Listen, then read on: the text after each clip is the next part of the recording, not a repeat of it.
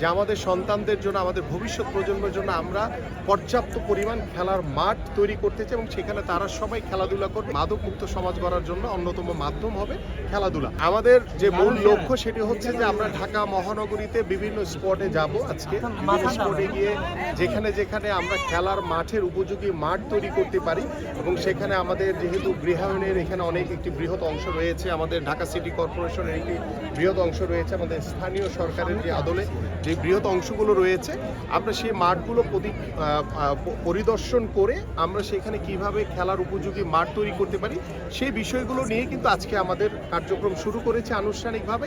এবং আজকে আমরা এখানে আমাদের 16 বিঘা যে কালসি মোড়ে যে মাঠটি, সেখানে আমরা জানি যে এখানে দীর্ঘদিন ধরে এখানে একটি অবস্থায় পড়ে আছে। তো এটিকে কিভাবে আমরা কাজে লাগিয়ে মাঠ হিসেবে বা এখানে একটি ক্রীড়া কমপ্লেক্স তৈরি করা যায়, কিংবা আমাদের যে অন্যান্য জায়গাগুলোতে যে আমরা ভিজিট করবো সেখানে কিভাবে মাঠ তৈরি করা যায়। কারণ আমাদের মাননীয় প্রধানমন্ত্রীর যে নির্দেশনা যে আমাদের সন্তানদের জন্য, আমাদের ভবিষ্যৎ প্রজন্মের জন্য আমরা পর্যাপ্ত পরিমাণ খেলার মাঠ তৈরি করতে চাই এবং সেখানে তারা সবাই খেলাধুলা করবে। এইভাবে আমরা খেলাধুলার ভিতরে আমরা যেমন একটি সুস্থ জাতি গড়ে তুলতে পারবো এবং মাদকমুক্ত সমাজ গড়ার জন্য অন্যতম মাধ্যম হবে খেলাধুলা। তো সেই বিষয়গুলো নিয়ে আলোচনা এবং আজকে আমরা দৃশ্যমান দেখার জন্য আজকে এখানে উপস্থিত হয়েছি। সো আমরা আজকে দেখে গেলাম, পরবর্তীতে আমরা আমাদের যে আন্তঃমন্ত্রণালয়ের মিটিং রয়েছে সেখানে আলোচনা করে যে কিভাবে আমরা মাঠগুলো তৈরি করব, কিভাবে আমাদের এই যুব সমাজ, আমাদের তরুণদের জন্য খেলার মাঠের উপযোগী মাঠ তৈরি করতে পারবো, সেটা পর্যায়ক্রমে পরবর্তীতে আপনাদেরকে বিশদভাবে আরও জানানো হবে।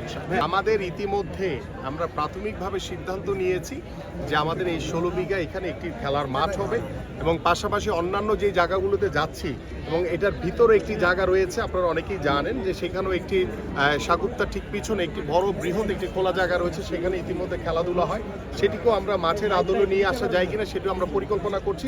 সো আমাদের প্রাথমিক সিদ্ধান্ত হচ্ছে যে আমরা এই 16 বিঘার এখানে আমাদের এই এলাকার মানুষ এবং এই এলাকার যারা ভবিষ্যৎ প্রজন্ম রয়েছে তাদের জন্য খেলার মাঠের উপযোগী একটি মাঠ তৈরি করে এখানে একটি ক্রীড়া কমপ্লেক্স তৈরি করা হবে ইনশাল্লাহ।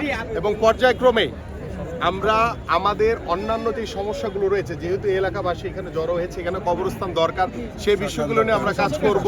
এখানে আমাদের হিন্দু সম্প্রদায়ের জন্য শ্মশানঘাট দরকার, সেটাও আমরা করার চেষ্টা করব। সবচেয়ে বড় যে বিষয়টি রয়েছে, এই এলাকায় কিন্তু সবচেয়ে বেশি জলাবদ্ধতায় আক্রান্ত হয়।